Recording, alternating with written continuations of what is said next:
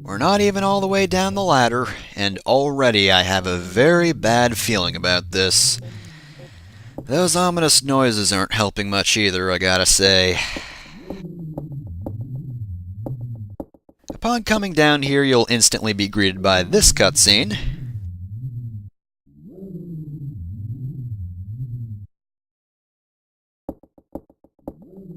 Unfortunately, there's a guard dog over there, so can't exactly get to the rest of the cavern before we get past that. Thankfully, though, we do have both items we need to get by him. We put on this black robe. It's not quite enough.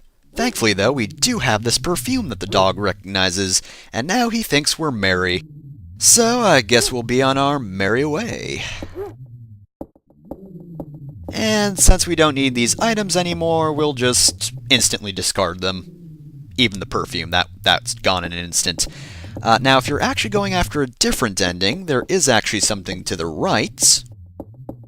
Over here, we actually see Lot. If she wasn't shot to death in the courtyard, you will find her here.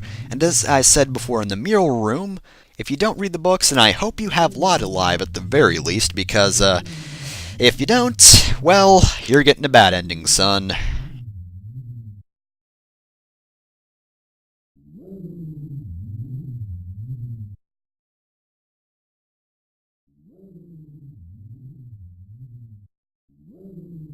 She didn't get a chance to say goodbye, but at least she told us some crucial information at the last moment. Whatever got her, she was about to be sacrificed here. For what? Well, maybe we'll find out soon. But of course, this is alternate dimension Jennifer. But the proper Jennifer, here on the canon path. Lot was shot to death here, so I guess she doesn't even get that goodbye.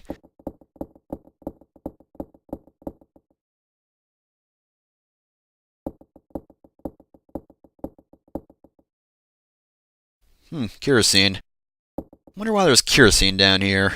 It's just this fancy old cliff down there. Well, we gotta investigate further, I suppose.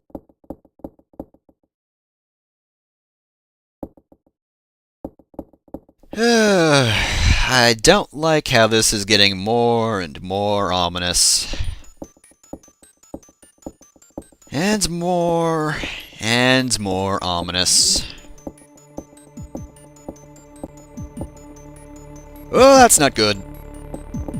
So say hi to Dan, the other Barrows child. So, fun fact, thanks to some ritualistic sacrifices made by Mary, Dan's actually covered in the corpses of the victims of Scissorman and Mary. So, that is a giant blob of magic baby. That is also apparently a very powerful psychic or something like that. He does have psychic abilities. For example, you might have noticed that Scissorman can teleport around. Originally, he was actually going to use crawl spaces above the house, but once the idea of Dan was introduced, yeah, he gives Scissorman the power to teleport. Also, apparently he can hold some doors closed or something like that. He is very powerful, so, thankfully, things were inconveniently set up for him. Whoops, I didn't mean to do that. Well, he was a very threatening blob baby, but he's dead now. That takes care of that.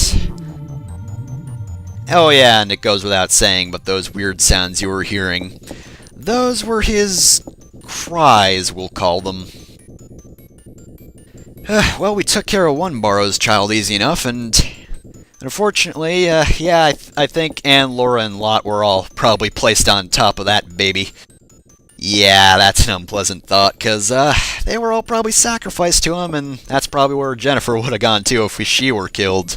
That wouldn't have been fun. Anyway, most of the endings actually take place after or around this elevator. For example, if you didn't actually know how to kill Scissorman, then the game would end before you even entered the elevator. Well, Jennifer would enter the elevator. It wouldn't be good for her, trust me on this one. Now, I'm only going to show off one ending here, just due to pacing, really. But if you want to see the other ones, check out After Masamune and see, where I have all my non-commentary playthroughs. Oh dear.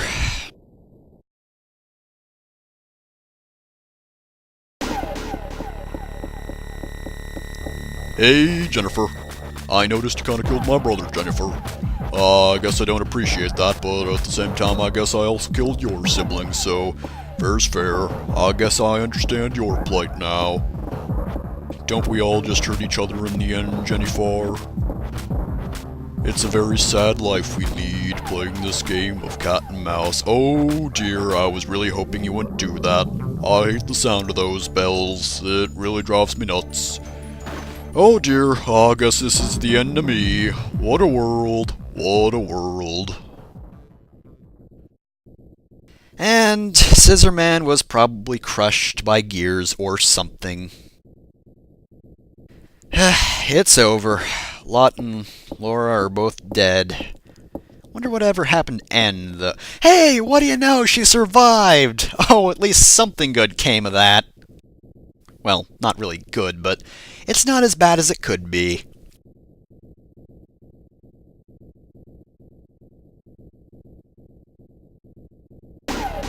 And why? Wow, nice skill shot, Mary. That was very well done, but oh no, why?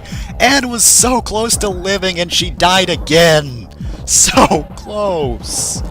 Oh, poor Anne. She's just bad at not being dead. Oh, this doesn't look like a very good situation. How are we gonna get out of this one? Oh hey, birds.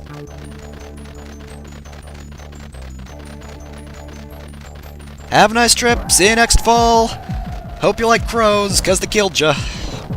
I love how Jennifer just waves. Well, she was probably putting her hand over her mouth in surprise, but I like to think she just waved goodbye to Mary as she fell to her death.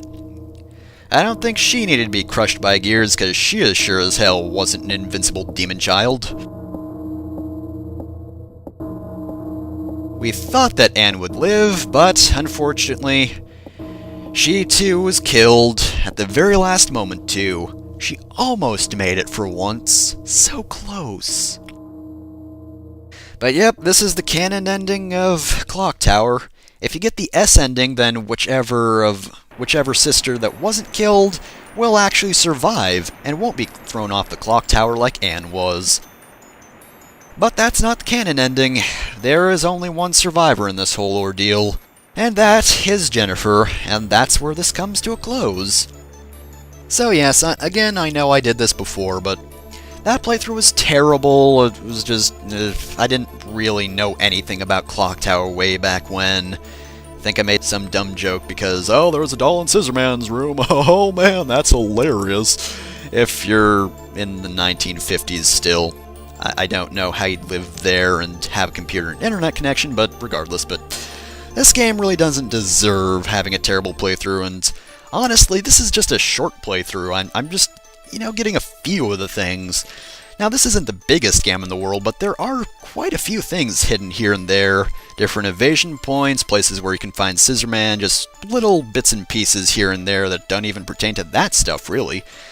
There is quite a bit in this game, and it is a very good game, and I like it. It is probably one of my favorite survival horror games. I mean, again, I like the concepts of, a slasher as a video game. I mean, again, don't like them as movies, but it's a good mechanic for a video game, because it's not quite jump scare, but at the same time there's some sort of constant threat after you. You're being chased, and you have to keep on your feet, but it's just not, blah, blood, gore everywhere, things popping out at you, faces I got off of Google, whoa, oh no, there's a guy standing there, ooh. But in all seriousness, Clock Tower has a great atmosphere. I mean, I know a lot of the mechanics, and I know that Scissorman really can't get you that often. I read somewhere that apparently he can just randomly appear, but it's never happened for me. I mean, maybe if you just linger around in the hall, he'll appear, but I've never gotten that. Maybe it's just in later versions of the game, he'll just appear out of the blue, but yeah, he doesn't appear randomly. Pretty much all the points where you can find him are set, so if you know where to avoid him, you can avoid him quite easily, but there's just something so unnerving. It's got a very, very good atmosphere, and I love it. Maybe it's just because it's more of a point-and-click than an actual survival horror. There are things you do other than just get scared, which I think it probably raises the tension a bit, since you're not seeing the monster all the time. makes the chases more memorable, and sprite work's good. I really like the plot, actually. It's minimal, yeah, but if you read the backstory, there is a lot to it. But I suppose that's it for Clock Tower, so I hope you enjoyed that. I'm sorry I picked something so short and something I already did for this Halloween, but hey, I like Clock Tower, so might as well just view this one more time as we bring this to a close.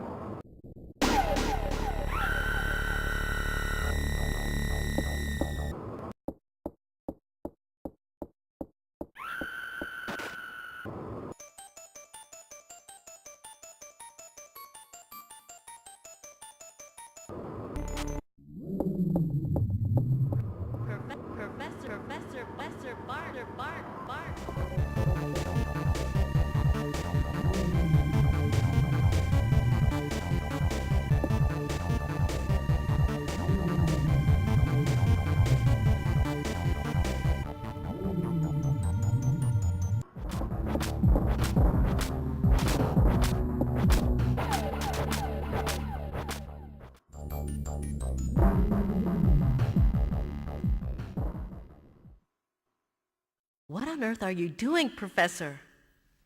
You mustn't hypnotize her like this.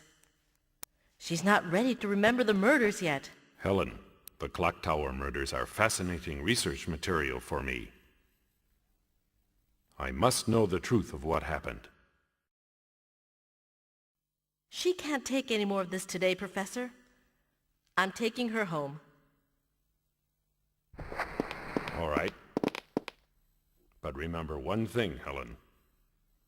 You may be her guardian, but you are also my assistant. Yes, Professor. Jennifer out, motherfucker.